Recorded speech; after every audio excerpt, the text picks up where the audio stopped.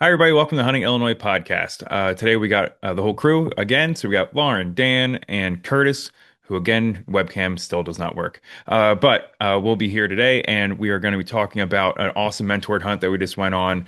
This was some hunt camp winners that participated in our hunt camp event back in September. We had a whole bunch of people go camping and hunting, some archery hunting here. So we'll go over kind of recap of that trip, talk a little bit about some waterfowl updates that are happening now with like the split seasons, and we'll talk a little bit about uh, what that looks like and how the decisions that DNR is going forward with, or maybe not. We don't know yet. But in the meantime, Dan has a few outdoor updates. So go ahead, Dan. Yeah, so it's obviously a busy time of year. So we're recording this on October 30th. Tomorrow's Halloween, so it kind of puts things into perspective of when we're recording this, because this will probably release next week, I would imagine. But there's been a few press releases that have come out recently, so just kind of want to share that information with everybody. One of the coolest ones was Illinois youth deer hunter set a new record for the season, harvesting a preliminary total of 4,714 deer. That season was October 11th through the 13th, so that's a pretty darn good harvest. Again, record harvest. The top counties, everybody always likes to hear what the top counties are. Randolph harvested 259, Pike County 164, Adams and Jefferson County both at 155, and Marion rounds out the top five at 135 harvested. So huge congratulations to all the successful youth hunters. It seems like it was a heck of a season. So love seeing all the kids get out, get involved, and sharing this wonderful tradition, and hope they stay hunters for the long term.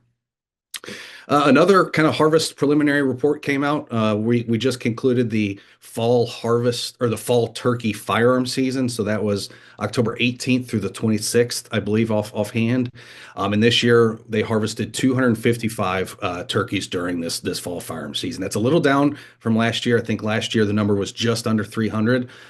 Still a pretty decent harvest, but far from the record harvest for this specific firearm fall season. The record harvest was 2005 with 1,218 birds harvested. So pretty far cry from that record harvest. But the amount of people participating in that hunt has also drastically declined. The number of permits this year for the fall firearm turkey season was 1,763, and the largest number of permits sold was in 2007 when we purchased just under 5,000 permits. So pretty drastic Wow. decline just in the participation, which obviously is going to affect the harvest. So that's kind of why Yeah, that harvest is not near what it used to be in the mid 2000s. literally a fifth of the people participating. Yeah, That's yeah, wild.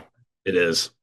Now, just a reminder for people too, that season's only open. It's not very many counties when you think Right, about how right. Yeah, big it's not a Illinois is. statewide season. It's only in select counties, and it's only a week or so. It's a pretty short season. And spring harvest has been record high the past couple of years Yep. now. So Yeah, Yep. so don't worry about the turkeys. Turkey yeah. population's okay.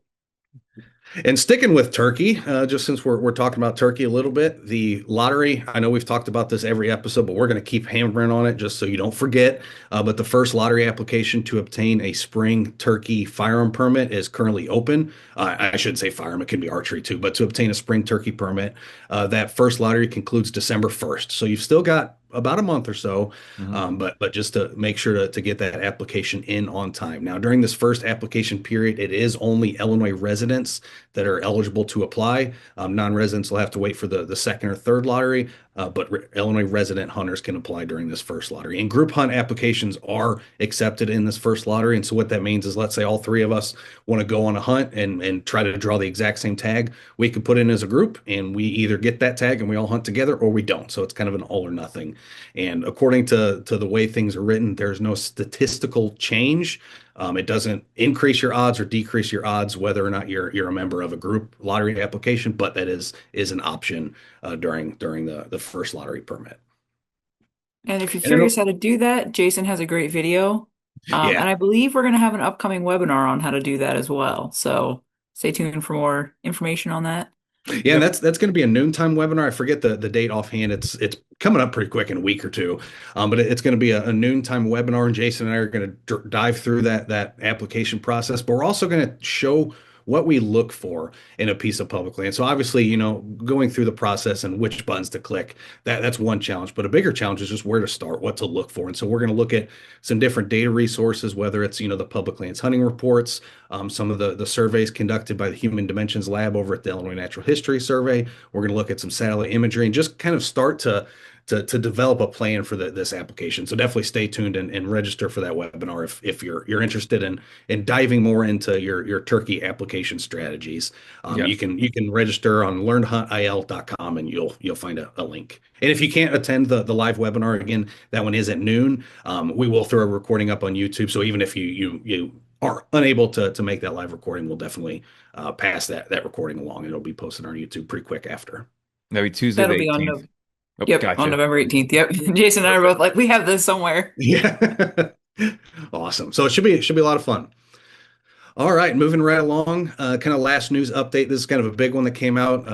Took the Illinois hunters by storm. There's been a lot of stuff posted on social media, but we just kind of want to quickly highlight it. And we're going to dive more into this as things progress and more information comes out. But the Illinois DNR has selected their waterfowl season dates and zone lines for 2026 through the 2030 seasons. Um, and just give a quick couple comments from Doug McLean, who is the IDNR Wetland Wildlife Program Manager. And it just kind of illustrates what they're going for. So he says Illinois is a large, diverse state with weather and climate patterns that change significantly from north to south. Taking this reality into account, along with the federal waterfowl framework and the diverse hunting styles and opinions of waterfowl hunters, these dates and zone lines offer opportunity for all waterfowl hunters across the state. Illinoisans hunt in different habitat types and with different styles.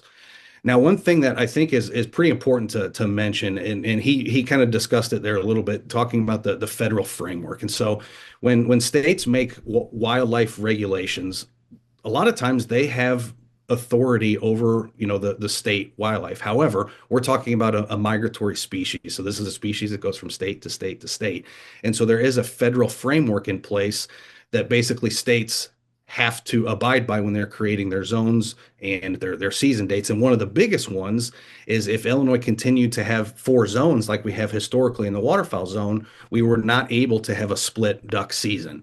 That's again just one of those federal framework guidelines. And so throughout this process, they basically combined two zones to make us have three zones total, which now does allow for a split season, meaning the season will be open for a bit, it'll close for a period, and then it'll reopen. And there's a lot of states that have this split zone. But one of the big things that we've noticed, especially on social media, is the timing of those splits. And so Illinois DNR actually put out it wasn't an official press release, but they released something on Facebook that they're essentially going to hold more public meetings in the southern zone to discuss this process with hunters, to discuss the pros and cons to how they're envisioning it as of right now.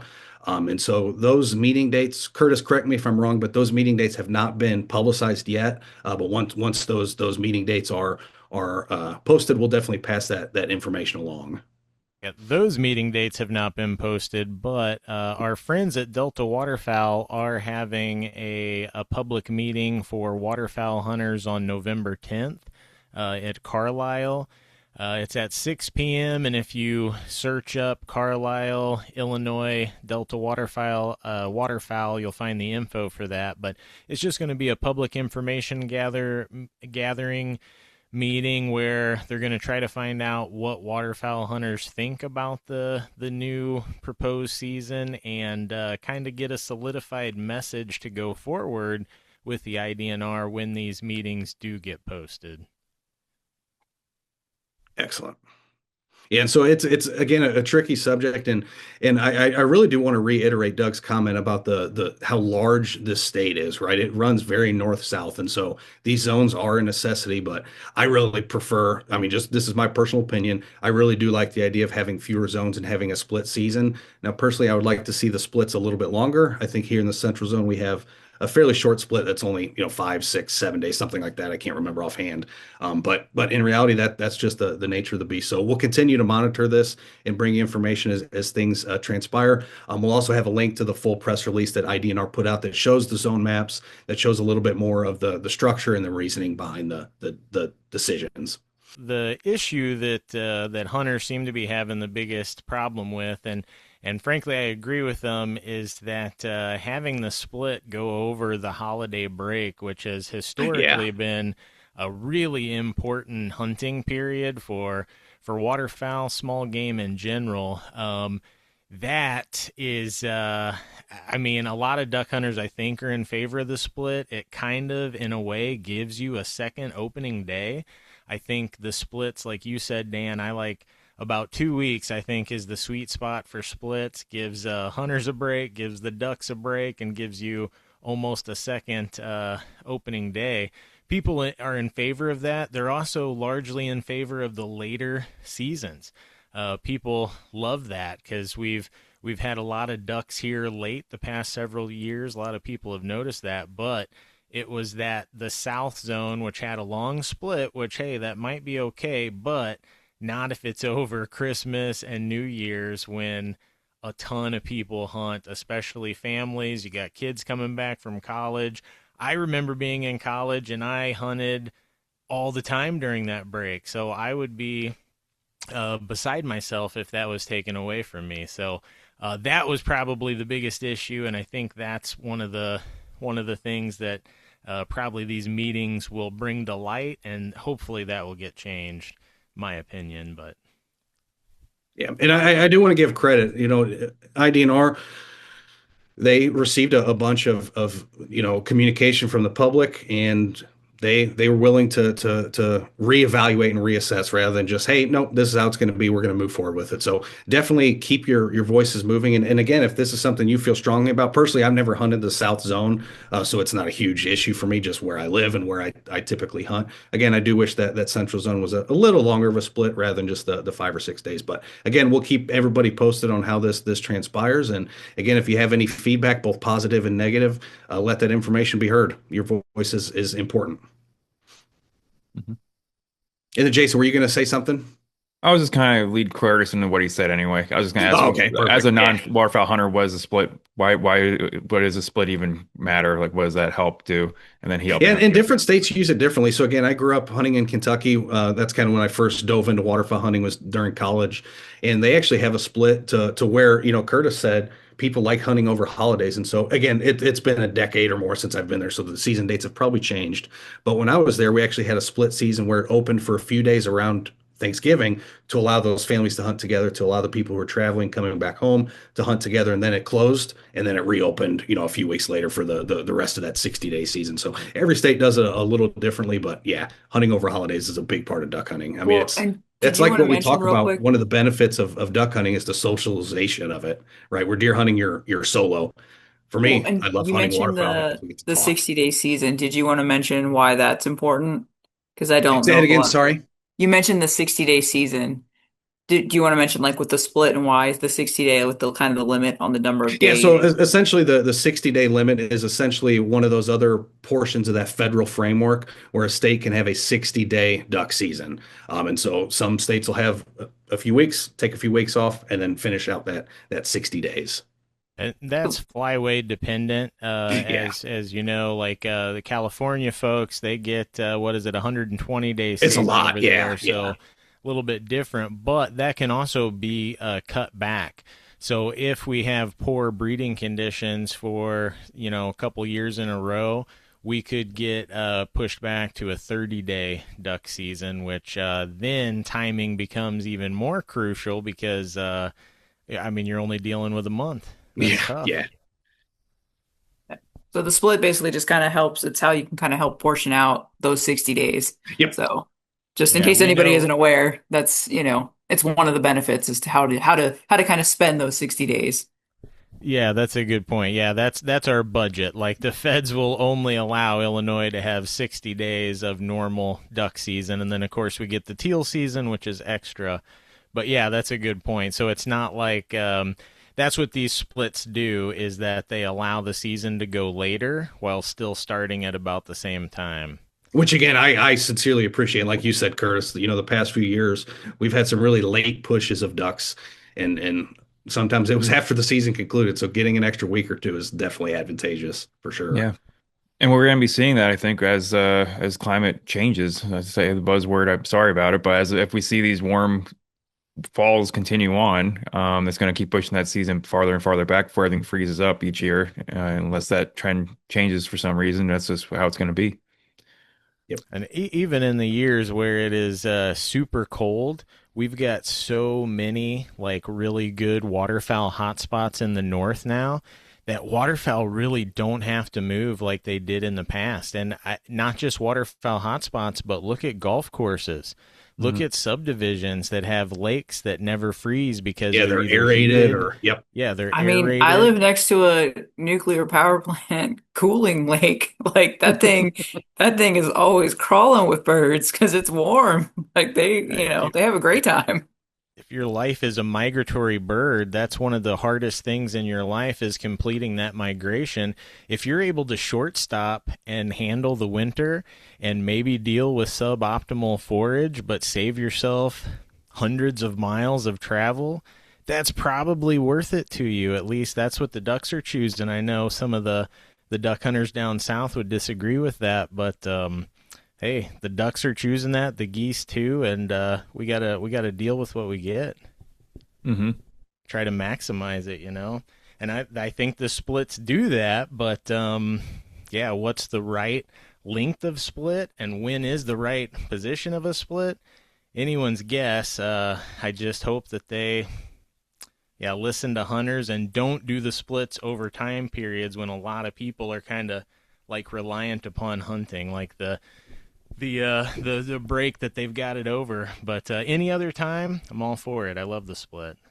What do you think is more important, having good hunting or having the ability to go, like, say, like if for some reason the split scientifically was perfect to have it be split over the Christmas break, and that there's for some reason that's just the best time for a split to be to have optimal hunting after Christmas, and like you got out after Christmas and it was best hunting ever, or would you keep it a suboptimal hunting over Christmas because you had time to go out with the tradition of family? So would you keep the tradition of family over Christmas or the better hunting option? Not saying that that is even the case. I'm just saying theoretically, what's more important to you, having a Hypothetically. traditional experience or having the best hunting opportunity?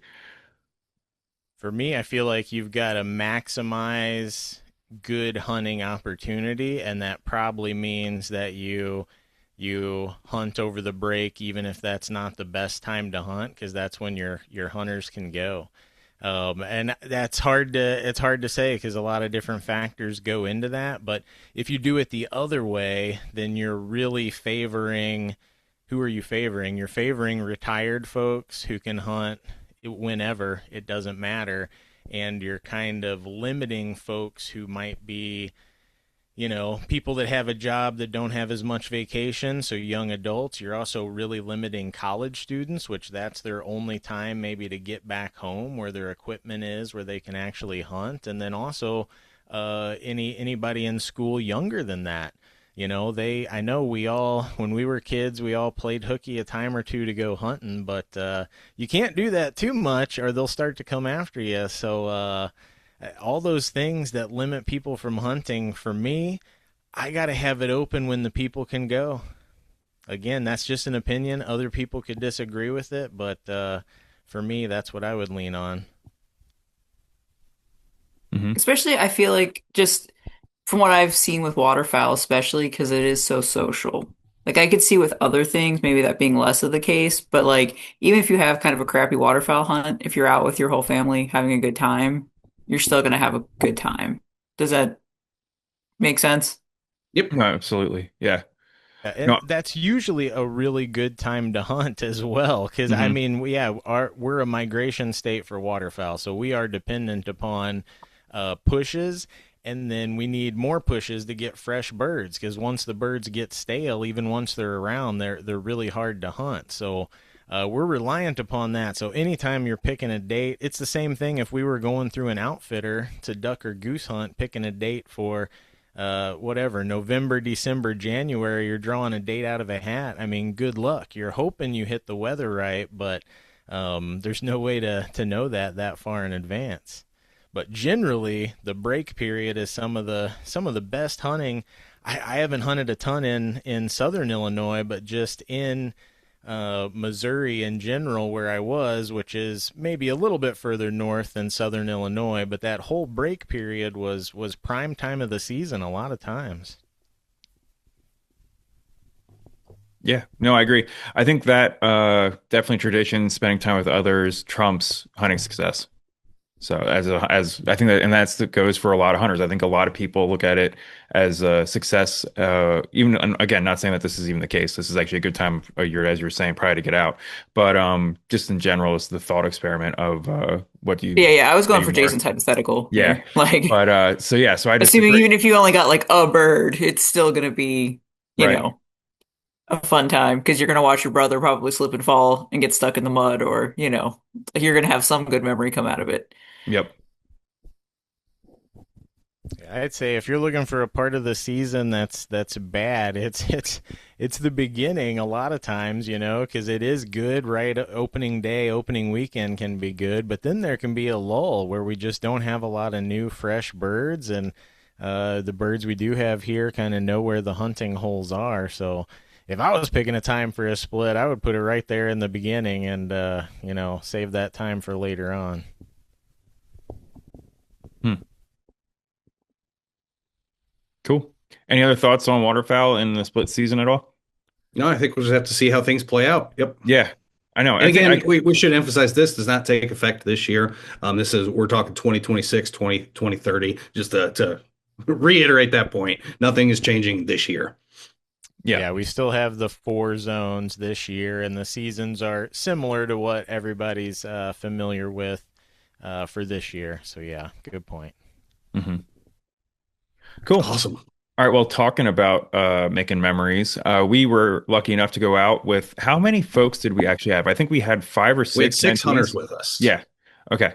So we had six mentees and then the four of us, and we had a great time. So yeah, we went to Hmm. a public land site in central Illinois, and we were covered in deer. We saw, I think everyone saw deer at some point during the time we were there. We were there from Sunday to Wednesday last week.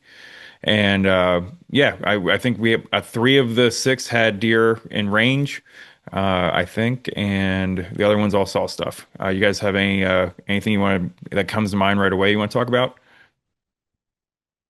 Yeah, I mean, I can certainly go through some stories if nobody else wants to jump in, but I had a ton of fun, and it's always something, we excuse me, we preach the importance of looking at maps and understanding deer behavior and ecology and the importance of scouting, and especially just using this concept of how can you break down a big piece of public land to more kind of manageable parcels that you can actually scout and hunt.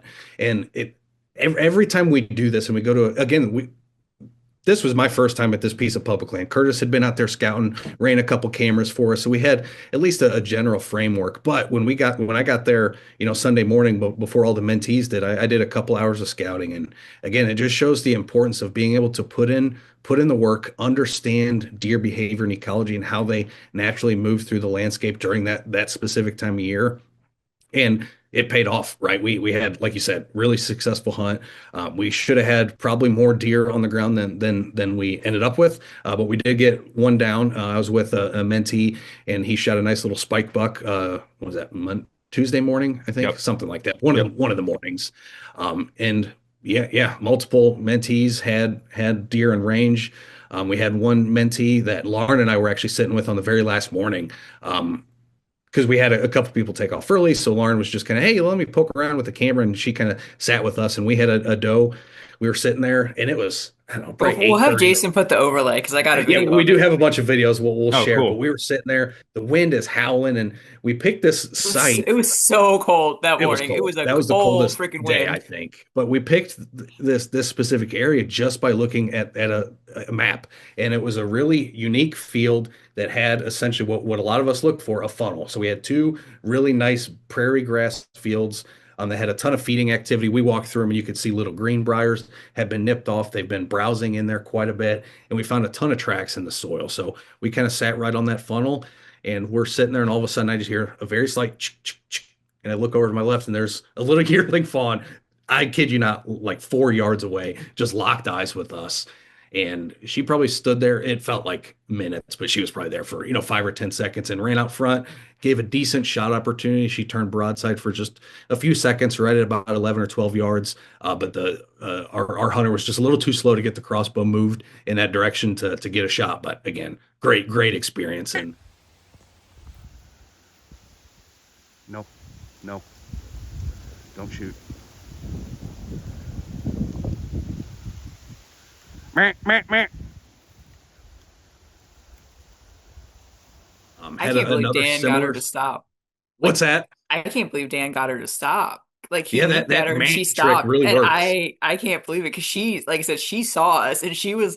I mean, she's not gonna fall for this again because, like I said, she was young, so she was kind of Yeah. stupid. But she was like, we were And like, that's what I know. hello. Whenever I see a young deer, especially, you can get away with a little bit more because there's a almost a curiosity there, right? And I'll actually overlay another sit I had with another hunter.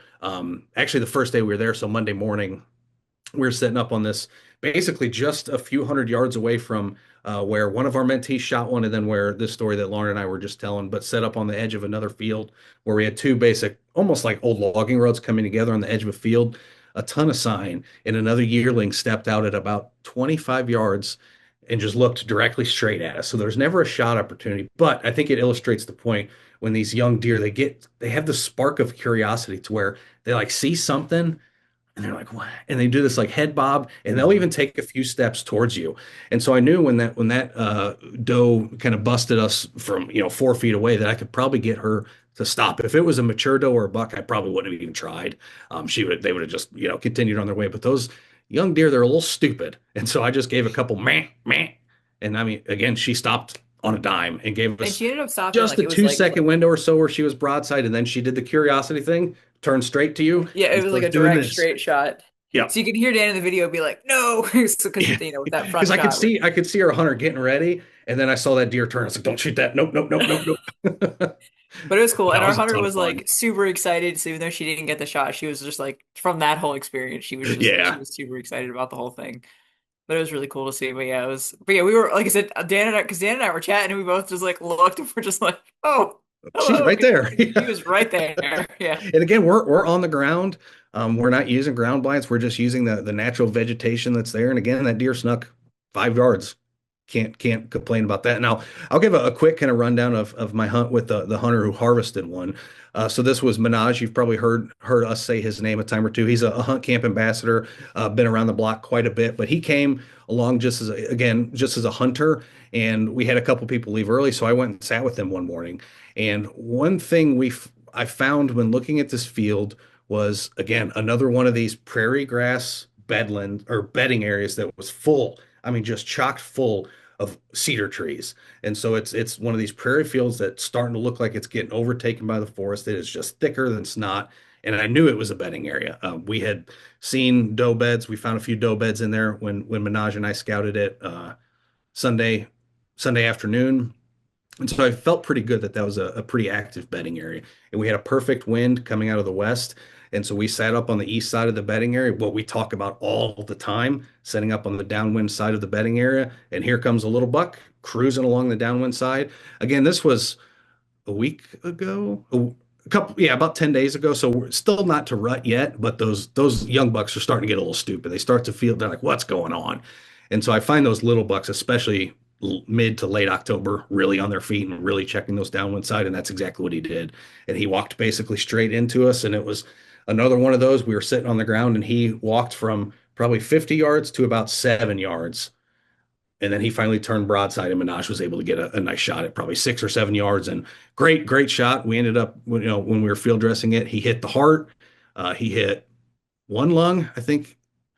And I mean, that deer didn't run 50 yards. So fantastic shot. Hmm.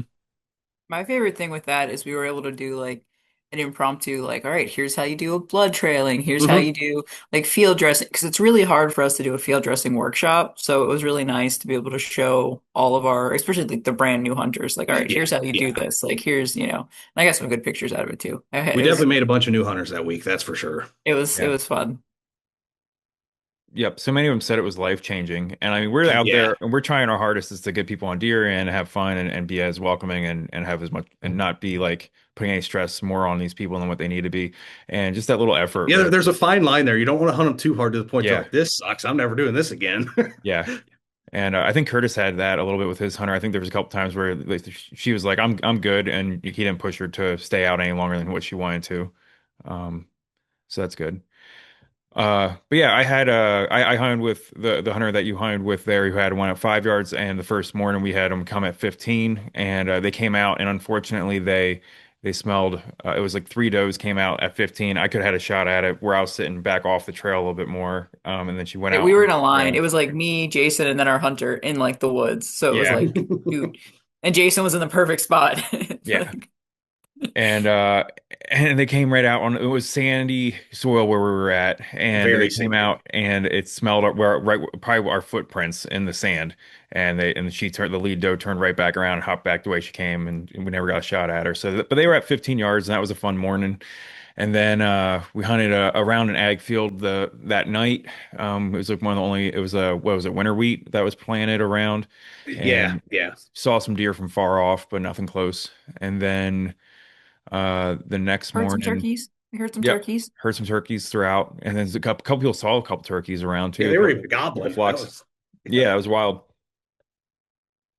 What else happened? Oh, our hunter, we're sitting there. It was after a morning sit where we had the deer come at 15 yards, and then we decided, I'm like, well, let's go scout around. Curtis came out like a week or two prior and put out some cameras, and he had some spots, and then so we started there, and then after our hunt, we were like, okay, well, we'll start where he was at, and then we'll kind of look around, and after that, to see if there's anything else, any other sign to find since he's been out here.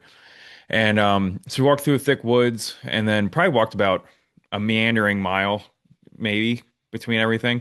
And we went through a tall cut where it was all this tall grass that was almost like a waist high tall grass that we walked through, maybe even chest high. It's that stuff Dan hates that I can never remember the oh, name the of. Ceresia lespedeza. Yep, That that one. stuff. Stuff's thick. Yeah.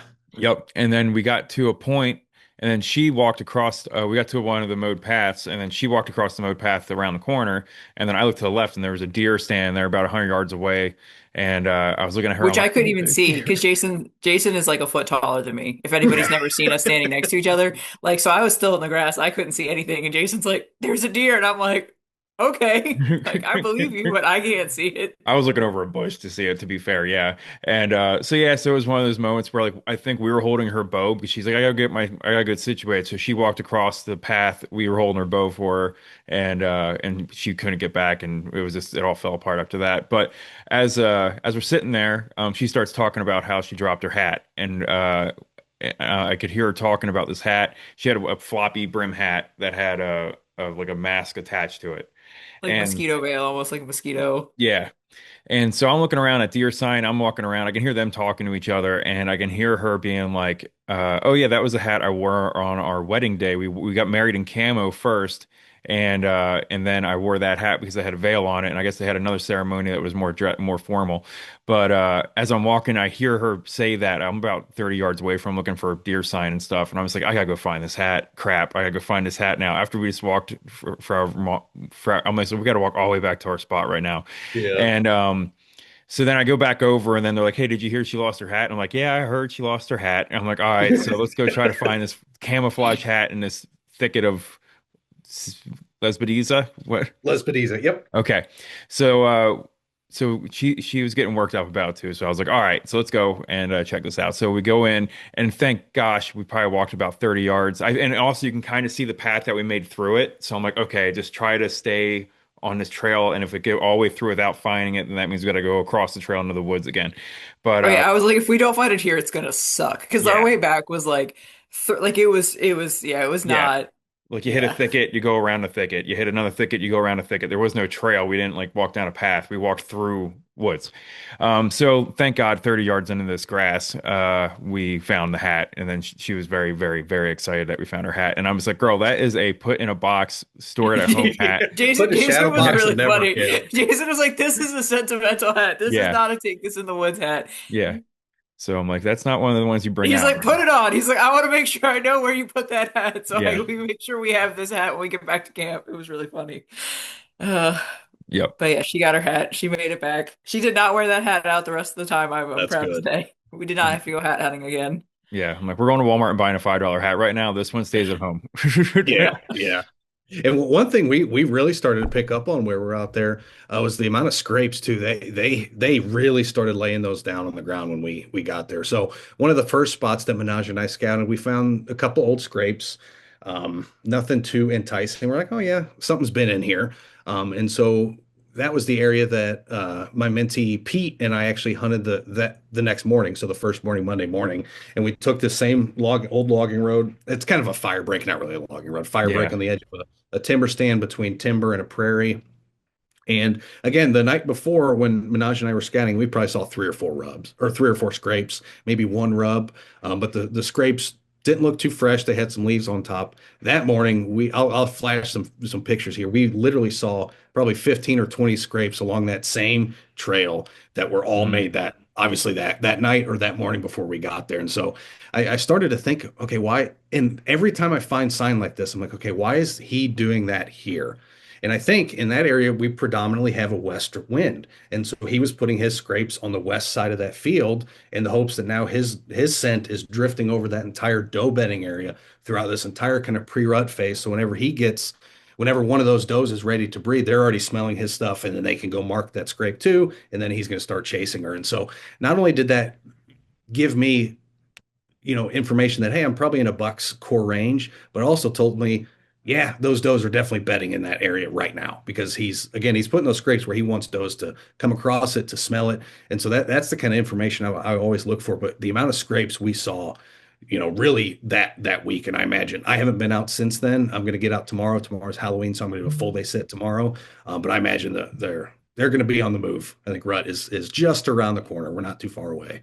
Mhm. Yeah, where Jason and I were too. Like literally right after we found her hat, it was literally, I don't know, would you say like every 5, 10, 15 feet, like Yeah. the amount of scrapes and on one side of the path, but it was ridiculous, the amount. Yeah. And the occasional Every rub too, but it every was licking branch insane. possible, every licking branch possible had a rub underneath it. Or not rub, a Like squeak underneath it. it was silly. It was silly how many Hmm. there were. They're starting to feel it. That's for, and again, that was 10 days ago. Yeah, They're going to be fired up this week. they are. This weekend should be a good productive weekend for any deer hunter who gets some time in the woods. Yep. And I will say we keep saying Minaj's buck was little, but I will say it was big enough that getting it out on Oh that yeah. deer cart was a pain in Yep. the butt. It was a Yep. little too big for that deer cart. That's what I like to call a good old meat buck. Yep. Hmm. Just big enough that he had to tag it with his any deer tag, but has a lot more meat on it than a doe of a similar age would for sure. And Yeah. even the does we saw were pretty decent Mhm. size. Yeah. There's a lot of mature deer out there that we saw, and healthy ones too, which is great to see. Yeah. Yeah, and again, one thing I think we all noticed right up front, the amount of acorns, the mast crop in this area was insane. And so at least me personally, and I'm sure you guys did too, I mentally just started kind of checking out and not even thinking about food. I was like, there's so much Mhm. food here. Yeah. They can feed anywhere they want. So that's why I really keyed in on those bedding areas was again, they could feed wherever the heck they want, whether there was a ton of browse because there was a ton of open habitat, so there's a ton of greenbrier, all that kind of stuff. But again, the amount of acorns, I remember one morning we had to walk down a gravel road or a paved road to get to one of the spots. And it felt like you were walking on marbles. I mean, the amount of acorns just along that road, yeah, that place was loaded with acorns. And so, again, when I'm just as kind of a teaching moment, this is one thing I reiterated to my hunters, is when I get to a new spot like this, I try to find what's that limiting resource. Food was certainly not it. Hmm. Water, we did not find a ton of surface water. I found a little pond right by the archery range that me and Jacob kind of went out and checked and scouted. Tons of tracks around it because again, it was the only surface water that we had come across. But again, the bedding was the key on that hunt for me. Just so Yeah. much food. Because my guy was so used to seeing our materials saying like, okay, where's the bed? Where's the food? Like, why are we sitting here? And I was like, well, the bedding I believe is over here, and we're gonna Yeah, see if they're coming back to that. But the food is like, there's oaks over here, everywhere. there's Yeah, oaks over there, Yeah, there's when oaks there's over food here. everywhere, it's Yeah. So I'm like, I don't know about their food, but I'm hoping they're going to walk down this path. And they were using the fire breaks so much. I mean, They there's were, yeah. so much pass on the fire breaks. That's probably the most deer travel I've seen on fire breaks. There wasn't a lot of trails cutting across it. Like at least in the land that we normally hunt in, you'll see the trails cut across the horse trails and stuff. But this one, the fire breaks were just so prevalent, and the woods were pretty thick in some spots so that they just pop out in those fire breaks, cut across, walk up down them for several yards, and then cut back in maybe, but nothing where you could follow a trail into the middle of a woods. So we were basically hunting these Yeah, fire breaks. I mean, it was a little tough because there wasn't a ton of terrain and topography too, so we weren't really Hmm. working with that a lot. So it was a lot of just, yeah, use the fire like we've talked about it ad nauseum. Deer are creatures of habit and lazy. They're going to take the path of least resistance, and some of those woods were quite thick, especially right along the edge. Obviously, we call these fire breaks. We found some areas that looked like they had been burned in the past couple of years, but a lot of it hadn't been burned, and so that understory was pretty thick in quite a few areas. So Hmm. yeah, I mean, my they general were rule of thumb hopping is in if and out on like those trails. I don't want to fight through it, a lot of other animals aren't going to Mhm. either. Like nobody's going to want to waste energy if they don't have to. But the So, nice thing is having that thick of an edge makes it really easy to sit on the ground along that edge and really, I mean, pretty much every sit I did was again on the ground, and we were probably only 3 to 5 yards inside that wood line. A lot of times I'm a little further in just to allow me to a little bit more cover, but there was so much of that thick understory right along that edge that getting just a few yards in was plenty enough cover, and then you could shoot that entire intersection of those fire breaks. Yep. Yeah, and then I had another mentee show up. He was a little late. He was a Navy vet, and I think he had some folks come unexpectedly from Japan that he was stationed with in Japan. So he held out for a couple days, and he came in on Tuesday afternoon. So we hunted Tuesday evening and Wednesday morning. But I could tell was in it. He wants to definitely get out and get a deer and stuff, but I felt like was very sociable. So he was happy just to talk. So I got his life story. At least part. I'm sure there's a lot more. I'm sure there's a lot more. But I got a lot of personal history from Mark there, and it was lovely talking to him. The first night we went to go to one spot, and I told Curtis where I was going because we're going to be similar field that he was in, just on the other side of it. When we got back to camp, of course, well, we went to go park there after sighting his bow in at the range, and we were kind of running late as is, and there was already a different truck there that wasn't one of our parties, and side by side that was parked there. So we're like, all right, well, let's go try to find somewhere else. I just found a spot to get into real quick and got to talk to him quite a bit. But of course, when we get back to camp, Curtis was like, "Hey, did those three deer come by you?" And I'm just like, "What?" And he's like, "Oh yeah, the deer were we saw them. They were cutting across that field, heading right for where you said you were going to be sitting at." I'm like, "Oh, great." But so we missed out on that. But no, I got to learn a lot about Mark, and he was just a lovely guy to talk to, and I hopefully he gets out more. And then the next morning we didn't really see much, and then we got up and walked around a little bit, and as we're walking around, we saw one doe walk down one of the fire trails about 100 yards away, so we saw a deer while we were out in the woods. But no, just a good guy, and like he said, he's like this was life changing. He's like this took the fear of like this walking in the woods in the dark kind of not to say it was a fear, but like the that little like, what hump do you I just got to do? get over, the confidence you got to build up to be like, I can do this. There's nothing more to it. I'm like, dude, you're just going out sitting in the woods and hopefully something walks by you. At the end of the day, that's really all you're doing. If you just get out and sit and you enjoy that. Then he was asking me like how to like walk down a trail because we're trying to be like slightly strategic as we're walking down the trail. And it was beautiful out. The leaves are changing. And I was like, well, you can clear each corner of the trail as if you're a Navy SEAL clearing a house. And like you're coming around a corner and like you're trying to like cut corners and like kind of be ready to shoot something if you see something. I'm like, or you could be a hippy dippy guy and walk around and look at how pretty the colors are in the trees. I mean, it's really however you want to be out here. If you want to be in the mindset of I'm hunting, I must go, I'm out here trying to catch an animal, you can go ahead and do that. If you just want to be like, oh man, that's a really pretty bird, and then that's totally cool too. And then he just laughed at that. So and then he tripped over a stump or something like that, and he's like, "Oh, I was being a hippie." I'm like, "Oh, it's okay." So he was looking up instead of down at where he was walking. It was funny, That's pretty funny. but no. So it was just a fun experience to have with him. And again, just those two sits, what he literally described it as life changing, and that he's going to be like our biggest cheerleader, and we'll see him again, I'm sure.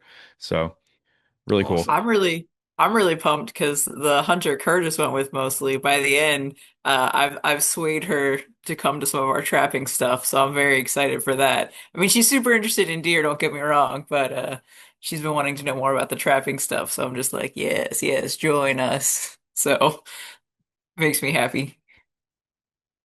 Nice. We had a good crew.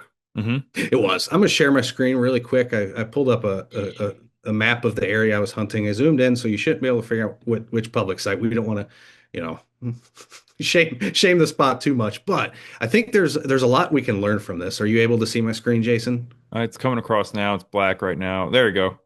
Okay. Yep. Yep.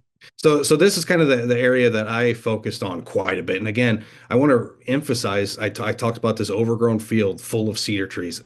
And you can just look at this field from afar and almost go, okay, there's going to be does bedding in it. And so the first morning we sat in here, I sat with Pete. We had a few does and a couple small bucks kind of pop out right on this fire break that kind of cuts through here, and then they kind of went into this bedding area. And so I knew instantly, again, productive beds. And this is the side of that bedding area that was all scraped up. So every, 10, 15 feet, there's a fresh new scrape as that wind is just carrying that scent all the way across this. And so Hmm. instantly, I was like, okay, well, let's get on the downwind side of this bedding area. So the next day I sat with Minaj up in this little finger. And I want to emphasize the decision that we made collectively, Minaj and I, that I think probably allowed us to harvest that deer instead of taking what a lot of people would normally do. And again, we did this in the middle of the night or the middle of the morning before it got daylight. We had never walked to this area. But what a lot of people do is just kind of walk this edge and sneak back. We wanted to sit right back at this the tip of this kind of little inlet field, if you will. If you look at the topo line, you can see you're kind of, I don't want to say it's a ridge because it's still pretty flat. We're talking 10 feet across this whole field, but you are kind of up a little bit Slightly compared to elevated. downwind. Yeah, very slightly. But if we would have walked through here and just snuck back there, we would have put our ground scent all in this area. And so what we actually did was we took our time and we snuck through the woods the whole. We were probably a little louder than ideally you'd want, but again, I was more concerned about not depositing ground scent at this inlet where I expected the deer to naturally come through as they kind of come up through this area. And so we made this big circle, cut through the woods, and snuck back in there. And that buck came right along this edge and snuck in. And I guarantee it, if we would have just taken that normal path, he would have caught our ground scent, smelled it, and took off. And I mean, we may have never even seen him, right? And Hmm. so that was, I think, a decision that I always like to look back on hunts. Okay, where did I do go right? Where did I go wrong? And here we did that decision completely right. I mean, like like Jason was saying with us, like, so we saw that doe and she said, and she wasn't, I would say she wasn't like scared, but No. she was like, something isn't Hmm. right. And they turned and went back the way they came. So Yep. we Didn't were lift a like, all right, tail. Yep. Didn't do anything. Just yeah. turn Like around and she wasn't freaked couple out, but grunts. she was like, I'm not crossing over here. So if we had stopped a little bit sooner, but it's like you never know No, where they're and we gonna come thought they out were of. going to come from the south. We came in The from other the side. east. We thought they were going to come in from there's a huge ag field it was private. We were hunting closer to private. And we thought they were either going to be out in that ag field or on the edge of that ag field and coming back into the bedding area. So we thought they'd be coming in from the west and coming in from the south versus the northeast where they came in from. Yeah, because But they snuck in behind yeah, us again. They also yeah. came in from behind us. So As soon as that happened too, I was just thinking about our whole path that we walked out there, and all I was imagining was like 10 to 15 other does walking that path this morning and like coming out at various spots, smelling our feet, and then running away. And I'm I'm just just like, like, that could have, no. like, there could be 30 deer that we did not see today because It they're probably all happens more than you ever realize it too. smelling our footprints in the Yep. sand. Cool. Yep. And I know we're gonna hop on with Minaj and Shannon as well, two Mhm. hunters who went on this trip, kind of get their thoughts. So we'll add those into this episode as well. Yeah. But it was And a ton of fun, great trip, learned a lot, and I think I think everybody we created a new hunter. That's for sure.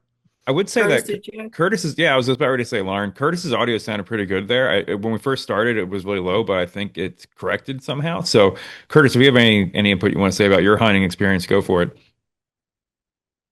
Just more of the same. It was definitely a fun time to be out in the woods. I think we picked like the perfect time to do that because we were right before like kind of I want to say peak hunting time, and of course we did it in the middle of the week, which reduced pressure. In the mornings, we really did not see too many other hunters. In the evenings, there were definitely a few out there, and certainly when we arrived on Sunday, Yeah. there were hunters out there, of course, on a weekend. But I think our timing was perfect, and doing it in the middle part of the week, it just goes to show you, even if you're only hunting public land, you could do something like this where you can go and camp for 2 or 3 days. Maybe it's too far of a drive for you to go back and forth every day, but we stayed in a campground. Sure, it's not like it's not the Holiday Inn or anything. They don't have flush toilets or anything like that, but it's a beautiful campground in the pine trees. eight Who bucks a doesn't? night, like I saw Oh, I saw a flying squirrel in the ladies' bathroom one night. That was like the highlight of my freaking trip. That was so cool. being serenaded by we had owls and coyotes every night. I mean, it's nice to get a little camping trip where you also hunt. You can do it at a time where deer activity is starting to really pick up. We saw a lot of good activity, but we didn't see a lot of hunters, and this was all on public land. This was a hunt that literally anybody can do. And what was the campground? It was like $8 per yeah, night. $8. I mean, virtually, yeah, It was not non-existent. Yeah, bad. Yeah. So yeah, we're talking for, I mean, a Happy Meal. Can you even your get a Happy Meal for $8 these days?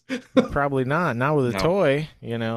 But yeah, for $8 campground and for your price of your archery tags, which are not very high, you can have a type of adventure. I mean, is it the same as going out to Montana and chasing elk? No, probably not. But it's something you can do here for probably less than $100 and just a 3 day weekend.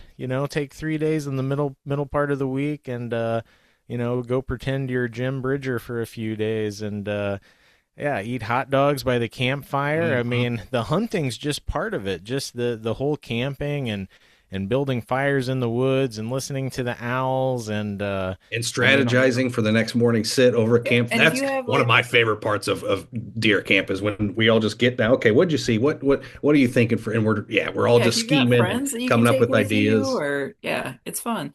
And Hmm. in case anybody's curious, I now have a crossbow. So I now have to deer hunt. So it's happening. I now have to go forth with this. My husband's very satisfied with himself. We had a crossbow malfunction, so we needed to get an extra one. So And one thing that we struggled with, just to kind of round out this conversation, the vast majority, especially my sightings, all my productive hunts were in the morning. That wind really picked up in the evening Yeah. and afternoons to the point I don't think I saw a single deer hunting in the evening. It was very much morning activity, and that's the nice thing, like Curtis said about camping at that site. When I have to hunt from home and I drive an hour to the piece of public, I have to wake up quite a bit early and especially what Sunday is the time Yep. change, so Yep. even freaking earlier now. oh Hour God, earlier yeah. now. Yep. Yeah, where camping, you literally roll out of bed, get dressed, Yeah, we were have never a rushed. little bite to eat, and boom, you're walking to your spot within minutes. And all your Yeah. stuff's It's already in your awesome. car. Like you're Yep. good to go. I feel like camping when we were turkey hunting, you got to get out of there pretty early. I felt like we were always kind of a little, I don't know if that was just me personally, but I feel like, No, Felt camping, rushed. camping, Yeah. yeah, yeah, and it the was turkey really hunting was a little cold. rushed. I think the sun's It- rising a little earlier in the spring too. oh yeah. Plus, Yeah. we were So yeah, competing with more hunters. It yeah. wasn't just we had to get out there early for the turkeys. It's like, oh, I gotta hope to get out there faster than the other three cars heading to this parking lot. Hmm. That's true. No, it And was I feel awesome. I like think this is going to be an annual event for us for sure going Oh, for forward. sure. So Yeah. Yeah. So if you're interested in something like this, come to Hunt Camp next year. We definitely we've already talked internally. We can expand the amount of people we bring. So we're going to do it again next year with hopefully a couple more hunters involved. mhm. It's be a lot of fun. it is, you'll be amazed what you learn. You'll learn a lot about different, even things like different decocking bolts. Apparently, my husband has one that we hate because it just spins it off into the woods 30 feet away somewhere. So, there's different things, just all sorts of different fun things you learn about. And my new one doesn't have that problem, in case anybody's also curious. We remedied that problem. Like, it's just lots of fun stuff. So. I also got a moment when one of our participants shot a crossbow for the first time, and the joy on her face. I'll make sure we put that picture in because that's my favorite picture I took the whole time. Yeah, she was Um, all gung ho to use her vertical, and I convinced her just try the crossbow, just try it oh now. yeah, Because again, we're going to be it's on the ground this year. There's a lot of movement. There's a lot more involved for a first hunt where a cross. Yeah, and her the her joy. excitement level was yeah Oh yeah, the joy. inspiring. Yeah. Yeah, That's what it was like when we shot him for the first time back in Pennsylvania. Out of the box, we shot it, and it was dead. It was almost dead on, and I laughed. Oh, you And mean then, growing up? yeah, Yeah. growing up, and I laughed. It was the first time it was legal in Pennsylvania. It was when I was 18, so quite a almost 20 years ago. Next Whew. year. Um, but yeah. So then Dad shot it, and he started laughing. Then we went to the store and got two more for him and his buddy. So. Some people are quick to adapt, some people aren't. It is how it is. Oh, and I did new tip too, I learned. So we had Pete with us. Pete is not a new hunter, but he is a trapper and Pete is like amazing. He's got everything you could ever need. We were like, "Hey Pete, do you have a broom?" Pete had a broom. Pete had a bike pump for like pump up tires to the deer car. Pete had everything. Pete's amazing. But with my crossbow to pull it up to actually cock it, he like pulls out a roll of duct tape and he marks it and he's like, and now you know the side's always on the right. Like he's like ready to go. So that's a good tip. If you ever with your crossbow, just mark which side's always going to be on like in your right hand for the string to pull it back, and you'll know in the dark. Like it's great. I thought that was a good tip, so I'm passing that one on for people. Hmm. Yeah, just so we're not too crossbow happy here. I mean, vertical bows are pretty awesome too, Oh and yeah, I'll Yes. be out with mine tomorrow. Yep. yeah, Yes. not that we would be trying to talk people out of using a vertical bow, but like Dan mentioned, like she was a new hunter, she really did want to get a deer, and so what was most important to her was being effective with her weapon, and it takes a long time to get there with a vertical bow, whereas it does not with the crossbow. So, Yep. just to be Well, clear, and vertical I bows think are she's still awesome gonna too. be, yeah, I think her plan is probably still to eventually get one with that Oh, vertical sure. bow. Yeah. Like, Yep. Just had to pump the brakes on the crossbows just a little, just a oh little. yeah.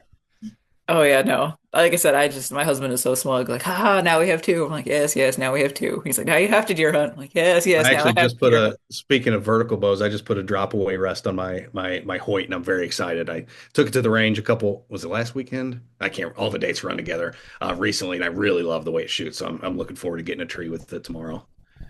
It's exciting.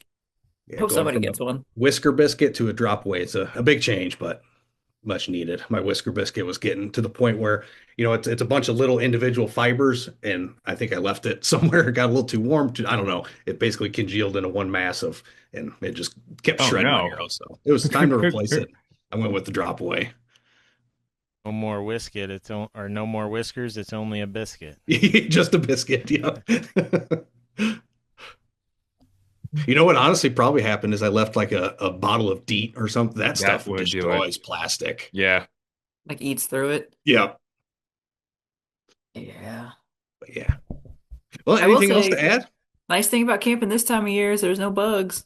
No bugs. Yeah. It was gorgeous and the best sleep I've had Oh in a yeah, I while. passed out. I didn't even hear Jason rocking up that first night. I was out Yeah. at like 8 o'clock at Yeah. night. The I was owls were hooting back and forth. The coyotes were howling a couple nights. It was great. Yep. Hmm. Yeah, even we had people with us that were worried about the cold, and they slept great. You well, know, it's because Minaj had a heater. yeah, it's a beautiful time to camp. Bring a Yep. little bit of heater if you're really worried about the cold, and you're gonna sleep like a bug in a rug, probably better than you do in your own house. Yep. And that's the nice thing about a trip like this. Again, we hunted hard, we scouted hard, we played hard too. And by the time you go to bed at night, it's not like when I'm working, sitting at a computer all day, I go home and I can't sleep, right? You're like, okay, my body accomplished nothing today. But when you're out at a place like that, you literally just lay down and okay, it's the next morning already. Hmm. Mhm. Cool. Yeah. That first shower back is great though. That it was. But anybody got any plans, this week to get out? I know I'm going to hunt a little bit, probably all day tomorrow, and then Saturday and Sunday, I have two mentors coming down for a couple publicly and rut hunts. So looking forward to getting out there, and things should be picking up. The weather's looking good, a little bit windy, but I think Sunday we're supposed to get a frost, so I'm kind of eyeing that day for sure. Nice. Sunday morning looks productive. Yeah, I'll see if I can get out this afternoon. If not, tomorrow morning. A friend had the audacity to get married tomorrow, so I think we're going to be doing doing a That bar jerk. crawl. I think we're gonna be doing a bar crawl tomorrow night, which again, I mean, even though it wouldn't be till like 6:30, 7 o'clock, 8 o'clock that we're actually gonna catch up with them all. If I end up getting something, I You can't get one, be yeah. out there. It's So I'll probably go tomorrow morning. That'd be just a morning to midday sit so I can get home in time. And then I got too busy this weekend to do anything. So maybe next week, I think evenings I'll be getting out a lot. Awesome. we We're need getting to sight close. in. We need to sight in our stuff. Jacob will probably go this weekend. I don't know if I am or not. I need to do some trap prep and because that'll be opening soon. So I need to organize my life a little bit. I know how that goes. And that's a good tip there, sighting in your bow. Whenever I do a trip like that where you're, throwing stuff in a vehicle, anytime I come home from a trip, like when I get there, I like to sight in again, just make sure everything's dialed in. And then after that trip, I do the same. You just never know when things get bumped around in the truck, in the car. You knock things weird. Yeah, Yeah, always you good to When need have the we did it there, confidence. and then I think Mark was using it, so I was like, I just need to, if I'm Yeah. going to, just double check it. We're Yep. we're built very differently. Yep. So, Yep. Cool. what Well, about you, good luck, Curtis? everybody. Yeah, should be fun. The crops are getting out of the ground. The days are getting cold, and rut is not far away. That's for darn sure. Yeah. Mhm. Cool. Curtis, are you getting out at all this weekend? Before I can cut you in there, so that way I didn't cut you off. Sorry.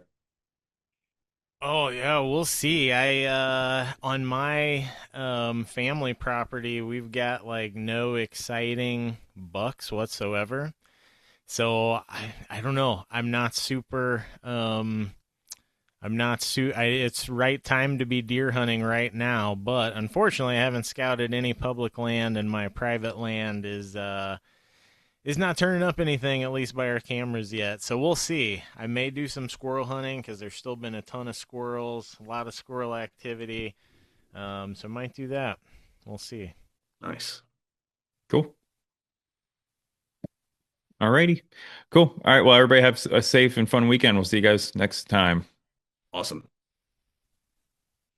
All right, and now we're going to talk to Minaj, who, Minaj, you've actually been coming to our stuff longer than I've been around. You're one of our ambassadors. You've been on a couple deer hunts with Dan. Yes. You tagged along with us on this one, so and you got a deer, which is very exciting. Yes. Yeah, my relation with Learn to Hunt goes back to 2021.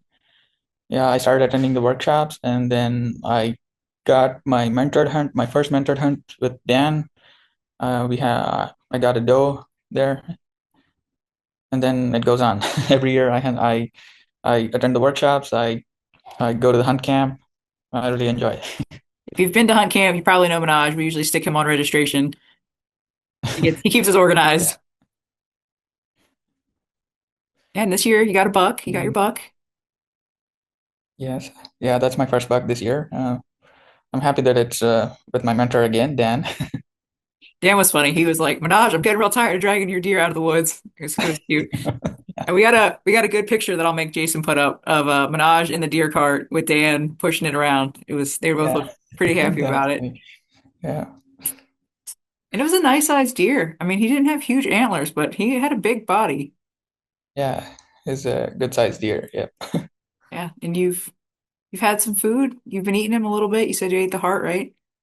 Yeah, I ate the heart. Yeah. Yeah, that's the first thing I will eat almost all my hunts, I think. Um, yeah, I got the heart back home and I saw it's a heart shot. The arrow had a penetration through the heart. Yeah, really. Yeah, I cooked the heart the same night. I ate that. It Did was you good. I just like it. Yeah. did you just fry it up or did you season? How'd you cook it? Seasoned it, marinated it a little bit, and then pan fried it. Nice. Sauteed onions and pan fried. Indian style, curry style, I would say. I mean, it sounds good to me. Yeah. What are you most excited to cook? Like what dish or what part of this deer are you most excited to eat? I want all these years. I want to perfect the steak. Okay, I've been yeah. trying. I've been trying. I think it is good. But I cook deer in a different way, in mostly Indian curry style. Hmm.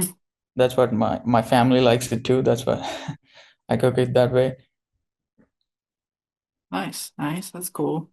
Yeah, I'm excited. I missed out on your dish at Hunt Camp, and I'm pretty bummed because you won first place, and I hear it was very good. My husband's a little Yes, that jealous because curry. Yeah, he got second place, and he's a little bitter that you edged him out on that one.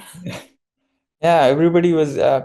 I That was a sudden decision. I made it. I want to cook the deer curry that the night before. I decided to cook it the night before the hunt camp. I made it, and then yeah, everybody liked it. It's a surprise to me, actually. I thought it would be spicy for others, but yeah, Yeah, you're around that everyone Chicago liked it. And area. some people came back to me saying, "Hey, it's really good, man. Can you give me the recipe?" Oh, that's nice. You're around Chicago though, so you got some people that can handle a little bit of spice. Next year, if you make it again, I'm making sure I get a bowl. We're usually so busy, so I missed it. I was like, no, I missed out. But next year, and it was good enough. You won, so Yeah, it's yeah. crazy. That was all taken out. I mean, I don't have any left over. But even by the time some more people are in the line and it's already gone. Yeah, I'm still around like 3 pounds, I think. It's all gone. yeah. It smelled good. I mean, it smelled good. It looked good. But yeah, so if you guys get a chance to ever check it out. I gave it to some of the fellow ambassadors and your team. Yeah, yeah, no, I know. I by the time I circled around again, it was gone. I was like, oh, missed it. I got a little bit of Kelly's groundhog stew because she basically threw a bowl at me. So I was like, okay. But otherwise, I got sidetracked. But I'm glad it was good. I know we've been trying to get you to make something, so I'm glad you were able to. But do you wanna tell us about your hunt with Dan this time? About your Yes, how you got yes. your buck? This whole camp and hunt thing is really exciting. This is the first time I did it. I always wanted to camp and hunt together, Hmm. but yeah, I got a chance to do it, and yeah, me and Dan arrived at the arrived at that state park site, camping site, Sunday morning. We scouted a little bit and then we set up our tent. Oh, you were already there by then. Yes, Hmm. yes. We were scouting and you were already there setting up your tent. Um, yeah, Jacob helped me put my tent up. And I know you were a little nervous with how cold it was gonna be. yes, yes. I got my heater, but okay, yeah, we set up. Me and Jacob went to the hunt that evening, Sunday evening. We saw, yeah, we didn't see anything. The wind is in favor. It was it was good. We thought we would see something, Hmm. but yeah, we didn't see anything that night. Had dinner, slept in the tent. Yes, it was cold. I turned on my heater after a few hours after I slept. I woke up and turned on my heater, and it died after 3 hours. And then it was already 5, and I woke up back again. It's cold. Uh, when hunting that morning, expected to see some deer. Dan had a chance. He sat around like less than 100 yards from me, or Hmm. over 100 yards, with the other mentee. Yeah, they had an opportunity to see the deer, and I didn't see anything. And then we came back to the camp. We had food, and then we went scouting again. Hmm. That was most exciting. I like that scouting trip, actually. Um, we saw different terrain. We went in a group, right? You were also there. Yeah, I think so. With Yeah, the that terrain we was split. that Yeah, site we entered. that Yeah, site was very different. Like everywhere we looked at that yes. site was like very different with terrain and trees and it We was can call cool. that a mountain for Illinois, maybe. Yeah, yeah. Yeah. We had a Yeah, hill. that side was cool, and I saw the biggest rub in my life. That was pretty huge rub. Maybe you can display the picture of that, Yeah. in that I have the picture I can send you. Okay, yeah, yeah. We had a lot of rubs, a lot of scrapes. Like Yeah, it was crazy. yeah, yeah. That scouting trip was cool, and then yeah, that was next to the ag field, and we sat there in the evening. We sat there for the evening hunt. We expected to see some deer, but yeah, we didn't see anything. And then I came back to the parking lot. and then driving back and saw I saw deer I feel in like that's how it the egg goes. It's field. like That's driving in always and driving out, you see everything, yeah. and you're like, Yeah. where were they the whole time I was out there?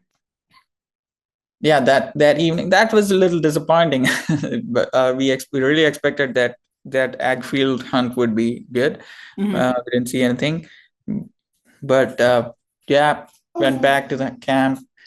I actually went home on that night, to my friend's home to crash, Hmm. to regenerate myself, and came back in the early morning next day. Yes, we went to hunt. Me and Dan sat in. Dan took me to a different place. We didn't even scout that place. We aerial scouted in Google Maps.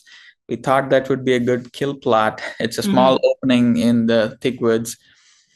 We went there, sat. A new thing I learned is uh, entering the spot in it from a different way, like to trick the deer not to smell your footsteps.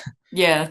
Dan talks Yeah. about it a little bit when in the other part of the podcast. But yeah, but so they don't, because Jason and I, when we were with our mentee, basically, we had a moment where the deer smelled us and just stopped, slammed on the brakes, and just backed up. Like they weren't afraid, but they were like, we're not going any further. So it was a good learning experience for everybody, which like it's something we know, but it drives it home how sensitive their noses are, and how to kind of, again, like to just sort of fake them out. Kind of, you don't want to lay down that scent if you don't have to. Yeah, I like that strategy. I would implement that again in my hunts. Yeah. Yeah. And then we went there, sat there. Yes, it was a nice morning, cold. We expected something to show up, and yeah, after we decided to be quiet while accessing the spot to the stand, because it's better to be quiet than go early to the spot. We were almost at the we sat in our spot almost at the time of the legal shooting light, Hmm. around 6:45 something. And then yeah, we sat there, we were looking for deer. Suddenly something popped. I saw it around 8 o'clock, I would say. Yeah, a buck started walking towards me, a small one. And then it happened really quick, like within 30 seconds, I would say. He entered the field. He entered and then started walking towards us. When I saw him before entering the field. And then I said, I whispered to Dan, Dan, there's a deer coming. And then I was looking through the scope. It started walking towards me. It's coming closer and closer. I didn't knew that Dan was recording with his cell phone, Hmm. because I was looking through the scope, and it's getting bigger and bigger as coming towards me. It's not giving his broadside, but it's straight facing me, Hmm. coming towards me. And then he stopped around like maybe 10 yards. He stopped, looked for a couple of seconds. Um, if we move, he's gonna run away. Yep. And he's not giving the broadside. And I moved my crossbow a little bit to the right. We as soon as I heard the arrow sound. It hit the deer, and then within like 10 seconds we heard the deer crash in the leaves. We heard it, Yeah. but we are not sure if it's the deer or something else. And then yeah, we both got chills. Hmm. We walked up to the spot where we shot the deer and looked for arrow and blood. Dan found the arrow, and then I found the blood. As soon as I saw the blood, it's a big spill. It's a big Yeah. pool of Yeah. blood. It was a pretty good blood And trail. yeah, It was a good and then opportunity for us to show all of our mentees later, like, here's what you're looking for. Like, this is perfect. yeah, as soon as I saw the blood, oh my God, I was so happy to see it, and I took the blood and put it on my forehead. Yep. That's yeah, that's my first buck. I want to show some respect to the animal. Of course. Yeah. Yeah. It's Arjun. awesome. And then we made you feel so we left and then we got everybody. Poor Yeah. Minaj had to field dress this thing with everybody watching. But it's so hard for us to find a good opportunity to do a field dressing workshop. So we were like, we need to get everybody to come see how it goes. Minaj was a champ. He knows what he's doing. But it was fun for us to watch.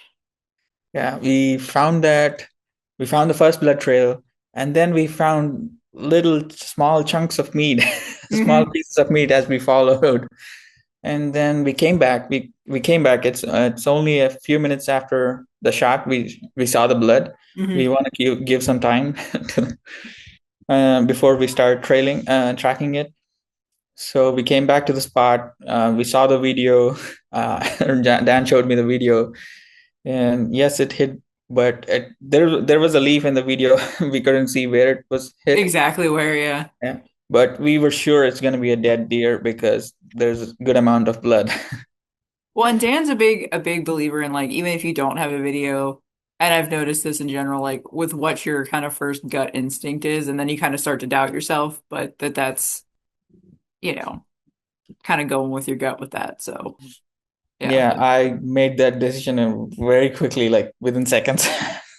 Yeah, because he texted us at like 8:30 and he was like, "Deer down, we found it, it's good. Like it's Yeah, tagged, yeah, it's ready to go." And we're like, "All yeah. right, cool." We gave it a few minutes, like 15, 20 minutes, and then we started walking, tracking the blood trail.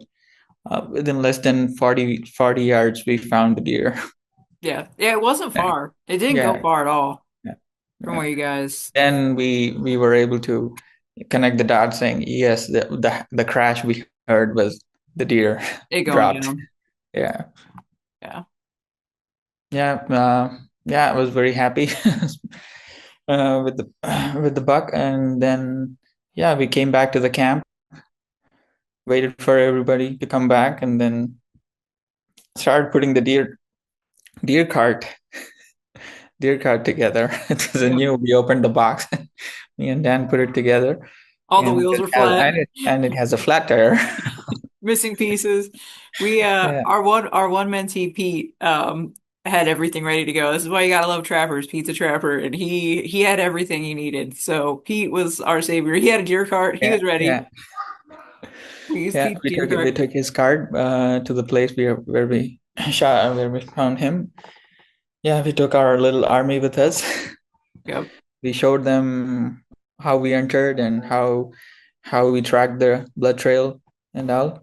Yeah, they were super excited. Everybody was taking pictures of the blood trail, and yeah, everybody felt like they yeah, it's real, right? It's like they didn't get the deer, but it's exciting to see the blood trail, the tracking the blood trail Like I at, said, you did a great at the job spot. processing, like, field dressing that deer with like, 8 people just watching you. Like that's Watching. not Yeah. everybody's got their 2 cents, to Yeah, chime in yeah, with. yeah. Everybody's recording, taking pictures, and yeah, You did a good job. You forgot your butt out tool. I know you yeah. were I upset about forgot my that. butt out. Yeah, We yeah, do have a picture too, in case anybody's wondering. Minaj drives a Tesla. So we have pictures of this deer in the back of Minaj's Tesla. Um, it was Minaj was great too. Somebody was like, "I wonder how many deer have been in the back of a Tesla." Minaj didn't miss a beat. He was like, "3," because this is now Minaj's third deer. yes, So it was pretty funny. So mhm, yeah, yeah. We had that field dressing, and then we dragged it back. Everybody took their turns. That it was it was a big body deer. yeah, it was a Like heavy, he was a little too big for our deer cart. yeah, heavy for me at least. Yeah, it was. And then yeah, everybody helped me drag it back to the car, back to the parking lot, load it into the truck, load it into my car. Yeah. Yeah, It was a lot of it was fun. It was a fun. good team building Yeah, experience. You need a good bonding yeah, experience. Go help people drag a deer out of the woods. yeah. Yeah, everybody was asking questions. How do we do this? How do we try this? Yeah.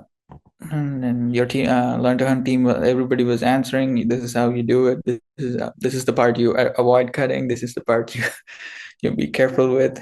Yep. There are definitely parts you want to be careful with. Yep. And then you Mm. left us. You're like, all right, I got stuff to do, guys. I got my deer. I'm out of Yeah, here. it's like I came back to the camp, wrapped up my tent and put it back in my car, and then I left because the deer processor that I want to go to, he closes at 4, and I want to drop it in person and tell him what I want to do. Hmm. So I left early. It's like a 3-hour drive from the hunt site to that deer processor. So okay, my son wants to. Okay. Yeah. I know it's awesome. I'm super excited for you. I know you've been antsy to get another deer, so I'm glad you got one. What's next? What's next on your list? You got your bucks. What's next? You and I and my husband are doing a goose hunt in December. Goose hunt, yes, yes. I wanna hunt goose. That would be my first goose hunt. Yes, I will be going to goose hunt in December with you guys again. It's gonna be fun. Yeah. I like goose. I'm a big fan. So far, I've Yeah. only had Canada goose, but we've eaten a lot of Canada goose. So I actually never ate Canada goose except in the hunt camp where somebody got jerky. Jason, that was Jason. Yeah, Yep. yeah, that was good. Yep, it's pretty tasty. We tend to save what we get for work stuff, but it's pretty good. I'm a fan. So pretty good. Yeah. That's not the end. I actually went pheasant hunting through the Lake County Pheasant Forever chapter last weekend. Yeah, Nice, nice. I shot a bird there. And that's not the end of my deer season. I'm gonna go out again. I know you were asking my husband where he's Yeah, going, what yeah, he's up to. yeah, Nice. Well, you've got lots of plans, lots of exciting stuff coming up, and I'm really glad you're able to join us for the podcast and for the hunt. So, yeah. Really love it. Thank you, all Learn to Hunt team. yeah, of course. Yeah, whatever you're doing is great. I wouldn't be what I am as a hunter without Learn to Hunt team. Same, Yeah, man. But no, we really like what we do, so we're really happy to be able to yeah, get people out and actually able to, yeah, you know, harvest something. But even just getting out is great. So, yeah. Yeah, I would say anytime, every time. I wouldn't mind volunteering for any stuff that you need help with. we will keep that in mind. Awesome. Thank you, Minash. Yeah. Thank you, Lauren. All right, and now we're going to talk to Shannon, who won one of our spots on this mentor deer hunt at Hunt Camp. Thanks for, talking to us, Shannon. My pleasure. Thanks for Um, having me. yeah, of course. So, how did you find us? You came to one of our earlier events right before Hunt Camp. Yes, I've actually been, this year was my second time at Hunt Camp, and then I did an archery event a few hours down south with Curtis and Dan. So thankful for all of that.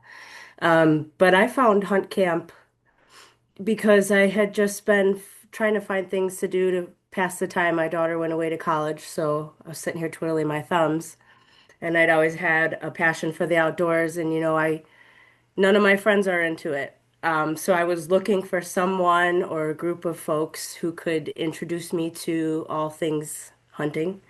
And, I couldn't have asked for anything better. I actually got to go, I won the raffle and I got to go out hunting with you guys. So it was exactly what I was looking for. But yeah, I think I actually found you on Facebook, just scrolling around. You start thinking and talking about hunting things, and boom, they pop up in your Yep, feed. the algorithm knows. Yes, the algorithm introduced me to you guys. Um, so yeah, I went to hunt camp by myself. Um, and it's just been, I looked forward to it so much this year after I went last year. And I'm just so thankful that I did find it. Good. Yeah, I mean, the first year I went, I didn't know what to expect from hunt camp. So I think which we like when people come in and then they leave and they're like, oh, that was really awesome. Like, I want to come back next year. So, Yeah, yeah. And not just that it's awesome, I mean, it's awesome because you're finding like-minded people who are introducing you to the different aspects of the whole thing. So that's what I enjoyed the most. nice, nice. So, Yeah. so our deer hunt, you want to talk about it? Um, yeah, I mean, I can't stop talking about it to everyone who will listen to me. It was one of the best things I've ever done. You guys all at Illinois Learn to Hunt are just wonderful. You made everyone feel so welcome. You supplied everything we needed. Um, you answered every question I could possibly have. Um, it was just the best thing ever. Hunting in the woods with Curtis, that one-on-one mentorship. It was exactly what I needed, what I was looking for. Not only because it's fun to do, to hunt, but it's healing to be in the woods like that, to see the sunrise and the sunset. Hmm. Um, Minaj, he got that deer. I learned everything from start to finish, basically, what it takes to get up in the morning, to get out there, gear wise, the mentality you need, and then someone to actually see someone, gut a deer, field dress the deer right in front of you is, I had hoped that that would happen, but to actually have it happen was mind blowing, and so informative. And, I really feel like if I had to do it by myself, I could. Hmm. You could. It's Um, a tube. As long as you disconnect both ends of the tube and the diaphragm and get it out of there, you're good. And you saw what yeah, happens if you pull a little too hard. It's not the end of the world. yeah, yeah. No, it's good to see those types of things happen in real time so that you can learn how to, avoid it, or that it's not the end of the world. You just keep going. Um, Yeah, it's a little messy, but it all washes off, It's not. And if Minaj can get it in his Tesla, everybody can get it in their vehicle. Yeah, I mean, don't let your vehicle stop you, to your point exactly, even if you've got a Tesla, as long as you can get, I'd recommend, obviously you need a tarp. Yes, yes. So, You at least need a tarp, yep. yeah, but man, that's just something for the books, something to remember. I hope I get to go out and do that again, and even teach people, I want to bring my nephew and try to teach him everything I learned.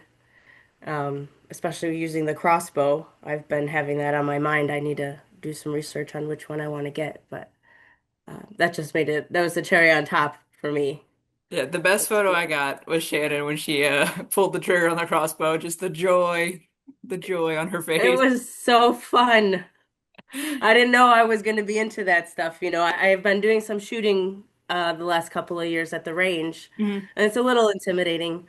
So I kind of was expecting that kickback from the crossbow, but there really isn't. Mm-mm. It's there It's weird. isn't It's one. weird So because I do a lot with shotguns and it's weird having the thwack but no boom.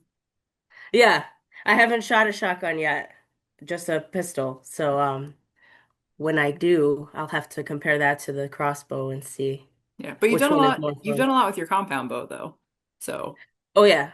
Yes. I wanted to go out this morning with my compound bow to Chain of Lakes and see if I could, but I'm not ready. I have to get the paperwork and stuff, but mhm. I'm definitely itching to get out there. Yeah, we talked about this in the main part too, so I don't know if Jason will keep this in, but we're not anti-compound bow at all. It was just with how we were hunting on the ground, especially having a crossbow just made it a lot easier for everybody to be able to take, with not having that movement, with no concealment really, it made it a lot easier for everybody to potentially have a better shot.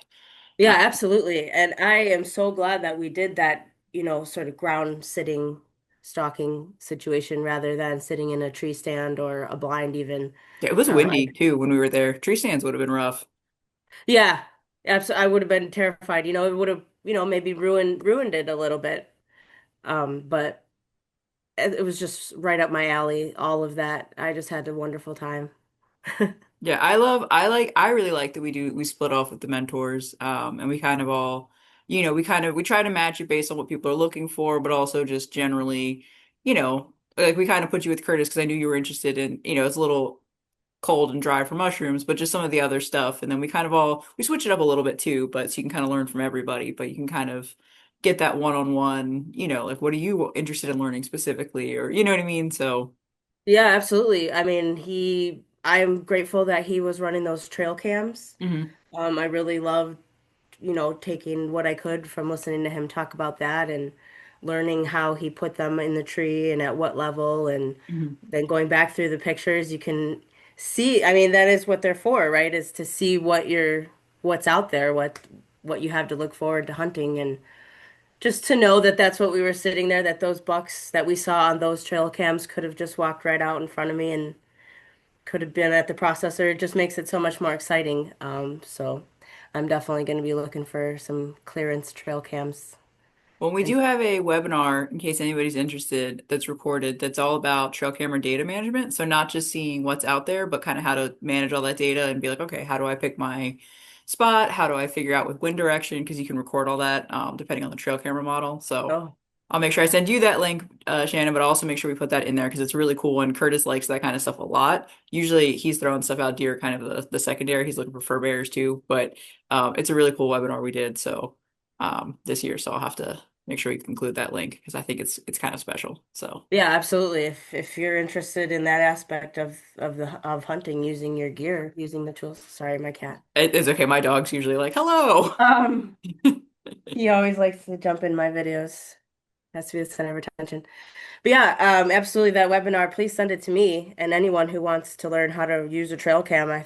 Sounds like it would be, you know, trail cam 101 from Yeah, because a Illinois. lot of times I feel like people put them out and then they're like, "Cool, there's a deer." Like, now what do I do with it? Like, Yeah. Yeah. So I'm gonna watch that and get myself a couple, find where I can put them out. Hopefully at Moraine Hills mhm. and see what kind of little deer friends are running around out there. Yeah, it's Favorite a place. good I'm excited. Like it was a really good hunt. It was a good we had a nice group, nice little sense of camaraderie. Yeah, and that was another one of my favorite aspects of the hunt. You have to be quiet when you're sitting in the woods, so you get to talk and chat and get some feedback, in the car on the way back. But the camping aspect of the hunt is where we get to pick all of your brains, not just the one mentor you were with that day, and not just the mentors, but the other folks who won, the Mhm. other guests who were there. Like Pete, he was an Go army Gadget medic Pete. who's been hunting for 40 years or whatever, and he had anything and everything you could need.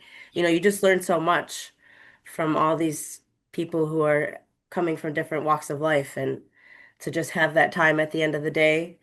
Um, and thankful to you guys for providing a hot meal in the fire to just sit around and learn from each other.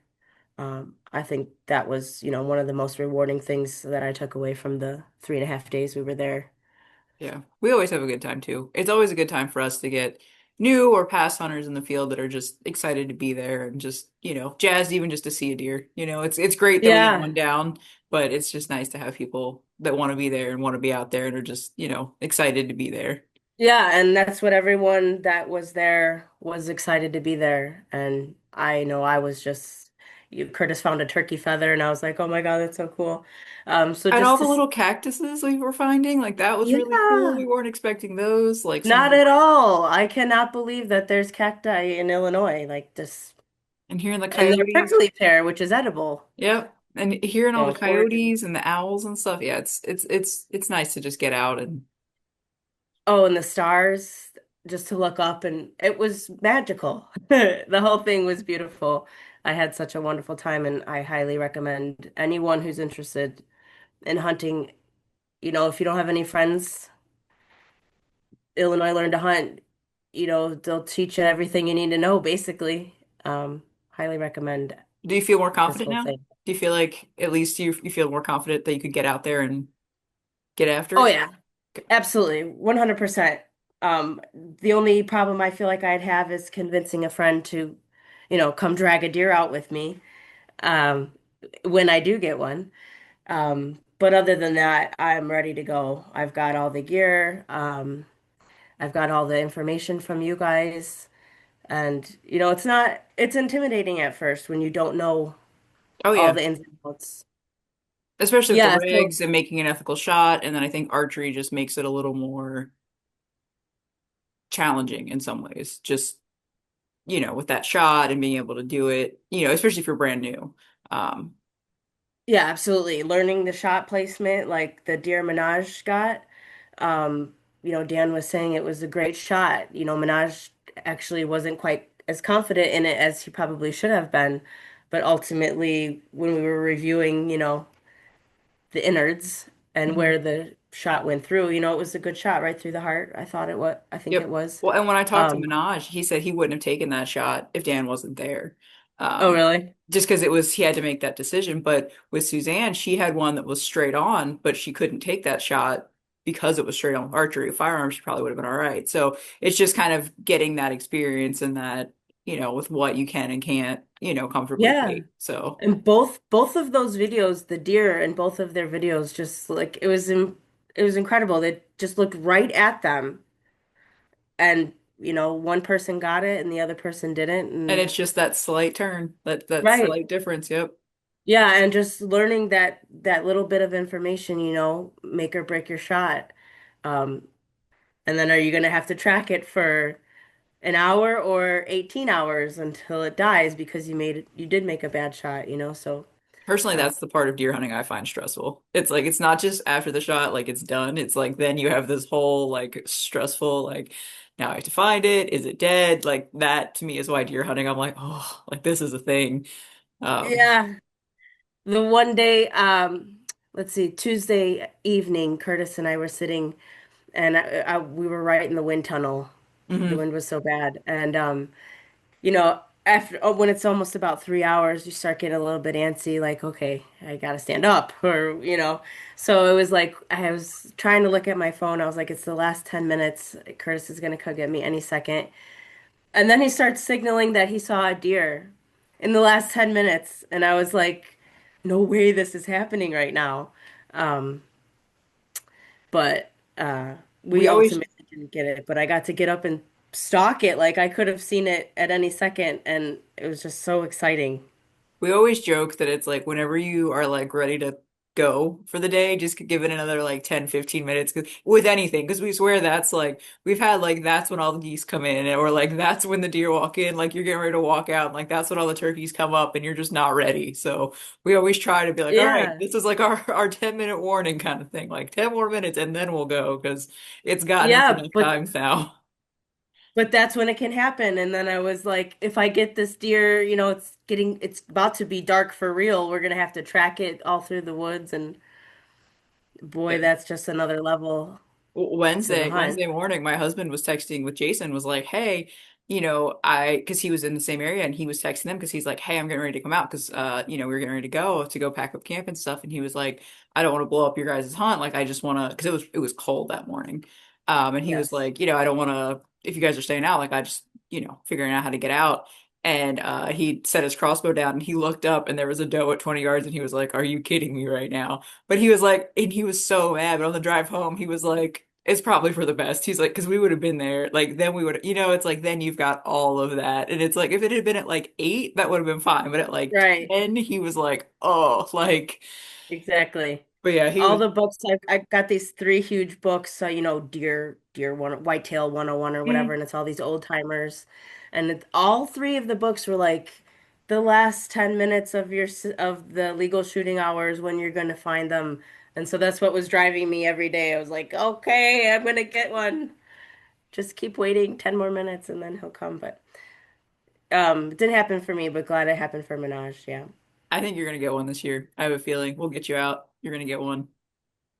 Yeah, I have a feeling too. I was telling Curtis that story I shared with you guys when I was younger. We were feeding the baby deers, and one of them reared up and kicked me in the eye, and I told Curtis that the deer owe me their finest buck, one of their finest bucks, as a sorry, as a Yep. repayment for that event. Yeah. Um, And you'll use everything out of it too. From how you were talking, you're going to make all sorts of cool stuff, it sounds like. So yeah, if I can figure it out, I would really like to learn how to process the deer myself rather than taking it to somebody else. Because I do want all of it. I want the, antler or antlerless.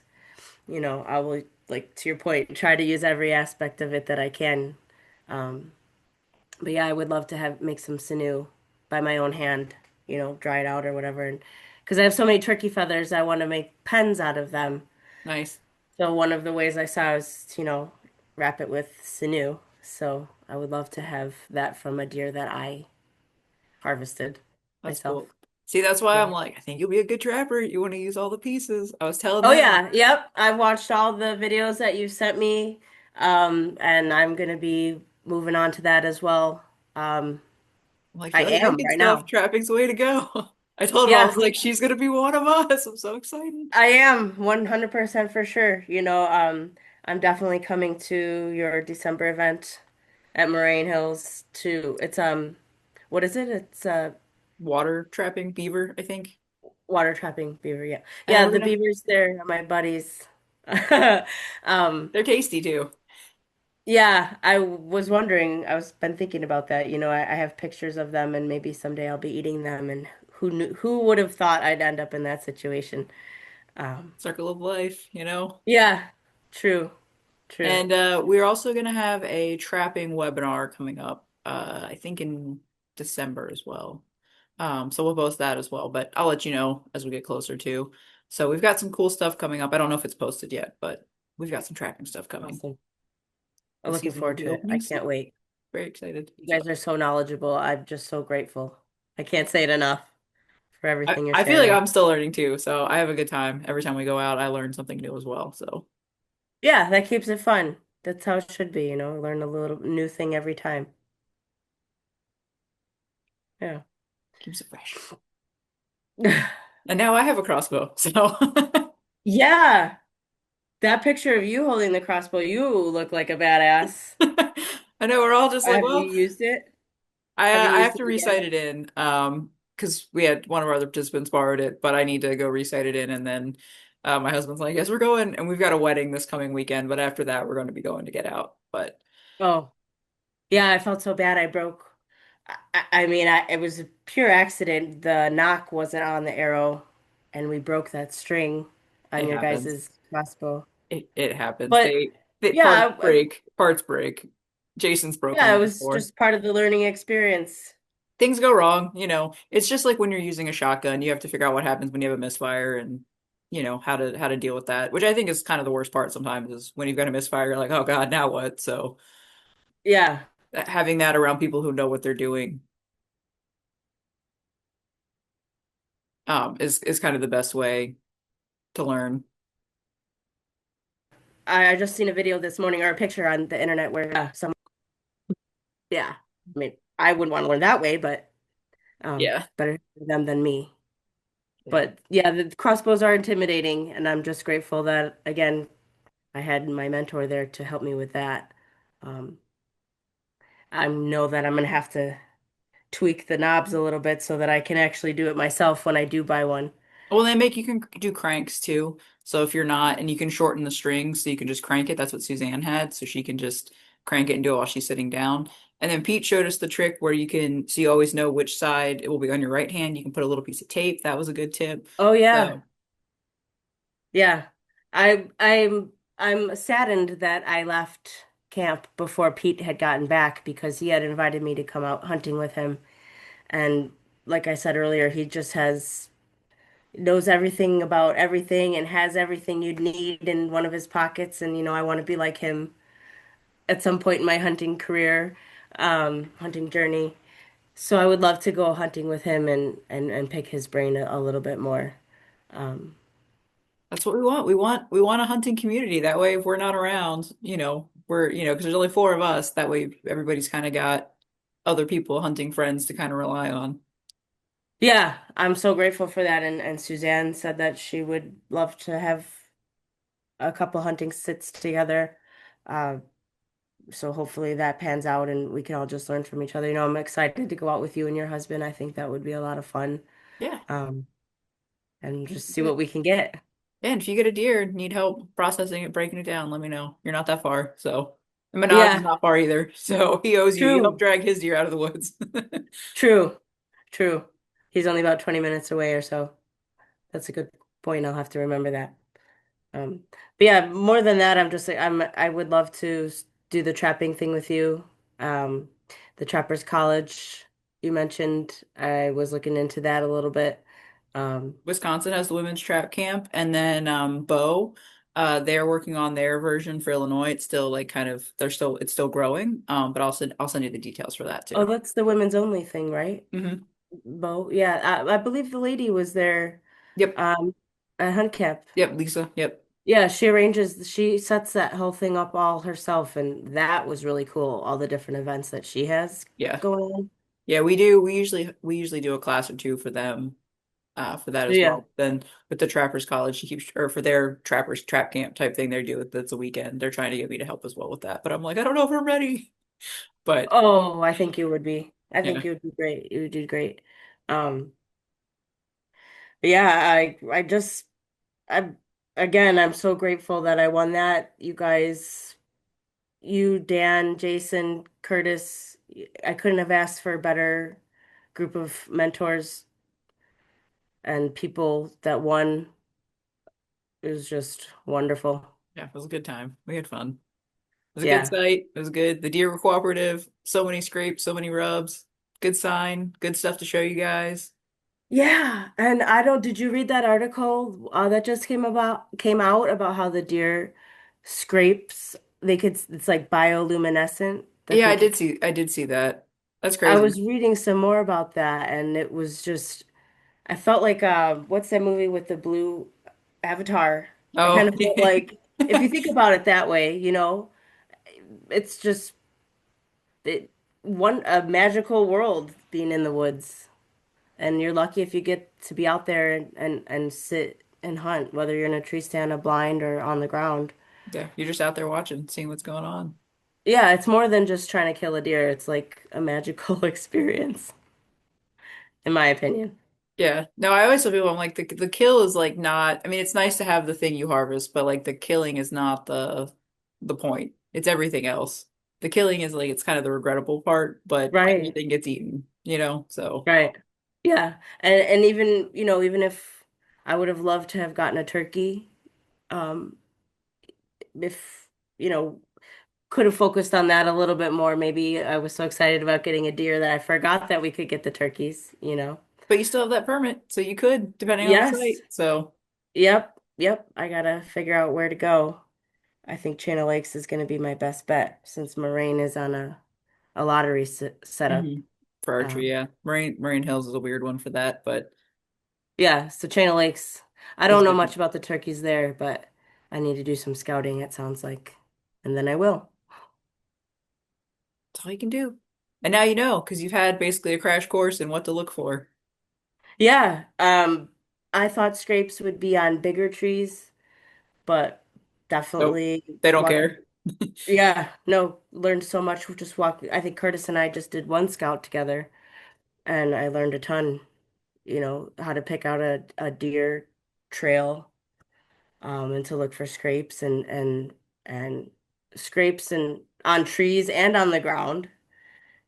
Um, so yeah, I'm 100% ready. In just 3.5 days, you guys took me from knowing, nothing to being ready to, take somebody else out with me. Not saying I know everything, but But you've got I'm the ready to confidence go. to go try, and that I think is Right. half the battle. Yeah, absolutely. I have a confidence with my weapon, confidence how to track the deer, you know, just learning how to think about where the wind is blowing and how to go this way or that way based on that. Um, Yeah, Menage's deer in general was a great lesson in scent, in like how to get in without doing scent, and blood trailing, and like that was perfect. That was I'm so glad he got that deer. Like it was perfect for us as a teaching moment. yeah, 100%. And he was telling me that he was stalking with it loaded, and he wasn't just sitting there waiting, which is one way to do it, but I thought it adds a whole nother level of fun to the situation where you get to, pretend like you're Rambo Yep. And some and of that too is going to depend stalk. on where you're at. We were really lucky because during the week there was like no one there, so we didn't really have a lot of competition for spots, so that was nice too. Yeah, that's something I've been thinking about. You hear all the jokes about public land. You could just glance over and your neighbor's in the next tree, just like, hey, what's up, Tom? So thankfully we didn't have to deal with any of that in this And public forest. I will say public land, some of those jokes, it is firearm does tend to be a little more busy because it is fairly, limited. But archery, especially if it's not the very beginning of the season, it's not too bad.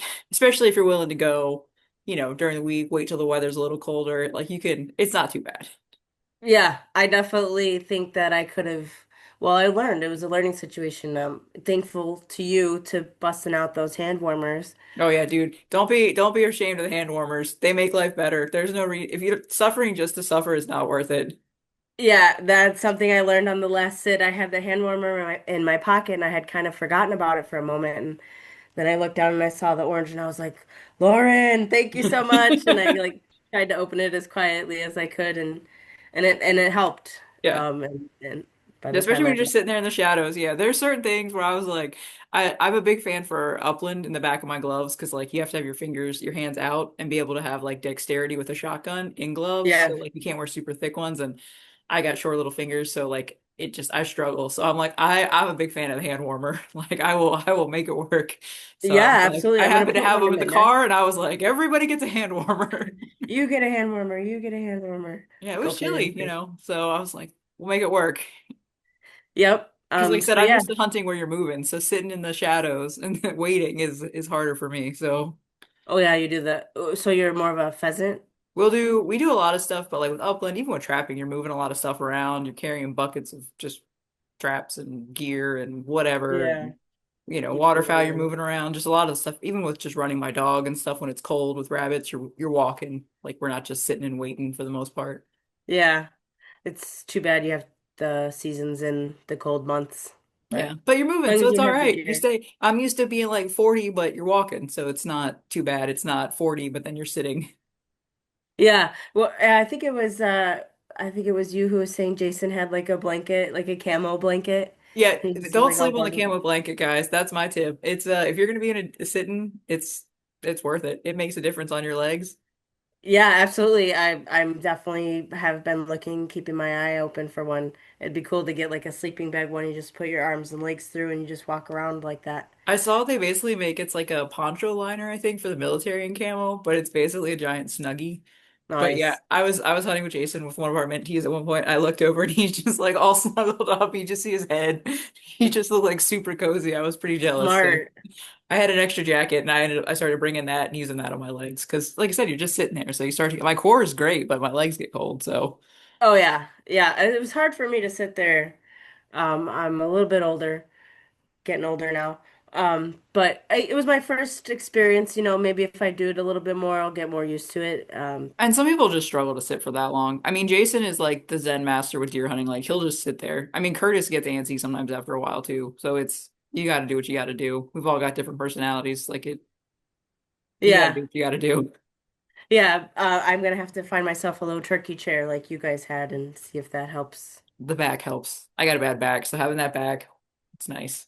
So if you don't Yeah. have a good tree, it makes a difference. Yeah, 100%. The one day we found a good tree for me to sit up against, and the next day there was no tree. And it was like, boy, yep, having the tree makes the sit so much easier. My husband has a little three-legged stool, and it's great until the ground is really soft, and then one of the legs always starts to sit. Because it's happened to him and me when we've done different things, but then you just start to sink and tilt Oh sideways, no. and then Like, and then you're please, grabbing God, it. don't let the deer come now. Yeah, or the squirrels or whatever we're doing. Because even with squirrel hunting, we're usually walking, but for mentored hunt ones, we're usually sitting. Like when he and I go, we walk because we usually have the dog. But with Yeah. mentored hunt ones, I'm just like slowly sinking into the dirt, and I'm just like, like help me. So. Yeah. The cushion I was using, was making a lot of squeaking noises when anytime I have to move, and I was like, I'm ruining the hunt. Plus, I had this a little cough going on, so that probably ruined the hunt, if anything. But It's all um, good. I mean, there's noises in the woods. Like it happens. You're not, it's not as obvious this time of year, I feel like, but especially when you're spring turkey hunting, the amount of freaking woodpeckers in the woods is ridiculous. oh, Like, that's a good point. I heard some when we were out there, especially the pileated woodpeckers, but there's a lot of noise going on in the woods. I feel like anybody who's like, the woods is quiet, I'm like, have you listened to the woods? Have Yeah, you have been you in the ever been woods? in there? Yeah, that's a good point. I'll remember that. Not be so hard on myself. Yeah, it's all good. There's some noises. It happens. And this time of year too, you start to get that nose drip because it's cold. Yes, thank God for allergy pills. Yep. Extra strength. The But little rustle of snack packs, like, little or hand debris. warmers. Yep, hand warmers, yep. Yep. Got to remember to put them strategically before you go in the woods. Yeah, well, and get them going because the hand warmers stay good for like 12 hours. That's why I always think I always forget to go until I need them, and then I'm like, now I have to get them warm. Like I'm like, you should just start at the car, and they'll be fine all Exactly. day. That's what I was thinking. I'm like, why is this in my pocket and not in my hands? Warming my hands. But you live, you learn. Yep, Learned yep, lots of lessons. yep. That's one of them. Yeah, Yeah. but yeah. Well, did you have anything else, or you good?